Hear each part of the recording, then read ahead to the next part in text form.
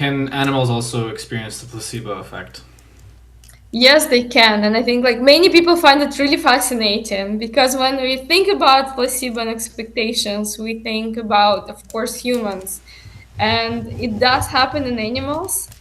And of course, we cannot give verbal information to animals, but what we can do, we can condition them. And Mm-hmm. conditioning works pretty well. And there are multiple studies in pain, but also studies in other areas, for example, with different drugs. And animals seem to get conditioned pretty well. Okay. And for someone who's never read an animal studies paper on nocebo or placebo conditioning, how would you condition an animal to experience either placebo or nocebo? Okay, so we can look, for example, at placebo, and these paradigms are usually called pharmacological conditioning. So you can teach an animal associate feeling better from the pharmacological agent, and that would cause placebo. So there are studies where, for example, a mouse is given an treatment like opioid drug that reduces the pain of the mouse, and then the mouse might be placed, for example, on a hot plate, and that's how we can measure the pain response. And then after getting the opioid treatment and being placed on the hot plate, mice, of course, experience less pain, and then they jump off the plate slower. And then after several administrations of this opioid treatment, we can replace the opioid with the placebo treatment. Often can be injection. So instead of injecting an opioid, we would inject the saline and then put the mouse again on the same plate. And what we see, the response to the hot plate with this saline would be similar to the response as if the mouse received the opioid treatment.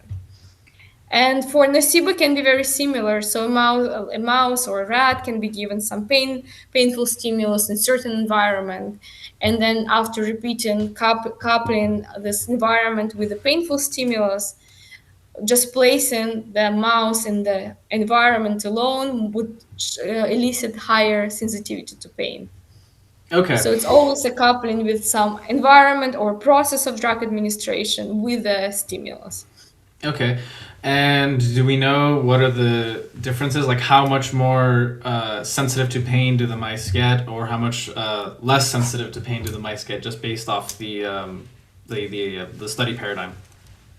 Yeah, so actually, if I look at our studies, the studies we did at McGill, the effects for mice were quite large. So we were investigating nocebo effect and pain, and with by a coupling environmental context, so the special cubicle where mouse would be placed with the painful stimulus.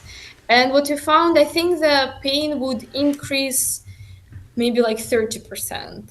So it's actually higher than what we get from humans lab studies. Right, and also just to clarify, the pain that we gave to them wasn't very painful, like by other stretch of the imagination. It was, heat pain, which is obviously it can be painful, but it wasn't as intense as like other things that you can definitely do to an animal. So 30% is very Exactly. large. Yeah, it's very large considering also the stimulus. So what we did, maybe to clarify for the listeners, what we do, we have this device that shines a light on the paw of a mouse and it slowly warms up. And the moment when this heat becomes painful, the mouse moves the paw. And we can measure this response time, how fast they move the paw.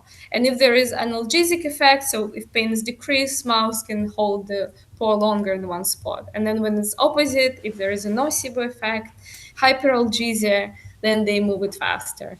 Right. So we're measuring the withdrawal time in that instance. Yes.